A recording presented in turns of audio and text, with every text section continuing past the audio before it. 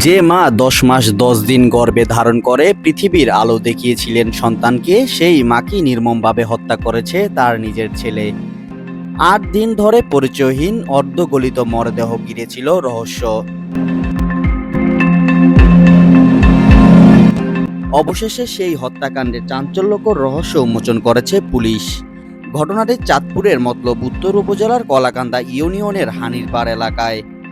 গত ২৫ জুন একটি নির্জন কলাবাগান থেকে উদ্ধার করা হয় প্রায় ৫০ বছর বয়সী এক নারীর অর্ধগলিত মরদেহ। দীর্ঘদিন পরে থাকায় মৃতদেহটি বিকৃত হয়ে যায়। পরিচয় না থাকায় ঘটনাটি হয়ে ওঠে রহস্যঘেরা হত্যাকাণ্ড।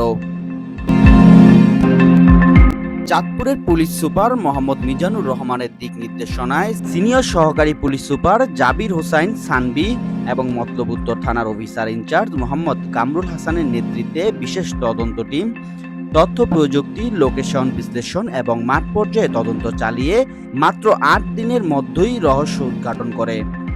তদন্তে উঠে আসে অবিশ্বাস্য এক সত্য। নিহত নারী মজিদা বেগমকে হত্যা করেছে তারই ছেলে মোহাম্মদ জনি। পরে তাকে গ্রেফতার করলে জিজ্ঞাসাবাদে হত্যার দায় স্বীকার করে জনি। পুলিশের ভাষ্য অনুযায়ী ছোটবেলা থেকেই মায়ের প্রতি ক্ষোভ পুষে রেখেছিলেন জনি। তার দাবি, মায়ের একাধিক বিয়ের কারণে তিনি বাবা মায়ের স্নেহ থেকে বঞ্চিত হয়ে মামার বাড়িতে অবহেলা আর কষ্টের মধ্যে বড় হয়েছেন। সেই ক্ষোভ থেকেই গত ১৭ জুন স্যাঙ্গাচর বাজার থেকে মাকে অটোরিকশায় করে নির্জন কলাবাগানে নিয়ে যান। এরপর জমে থাকা পানিতে চেপে ধরে শ্বাসরোধ করে হত্যা করেন। পরে নিহতের মোবাইল ফোন একটি পুকুরে ফেলে দেন, যাতে পরিচয় শনাক্ত করা না যায়।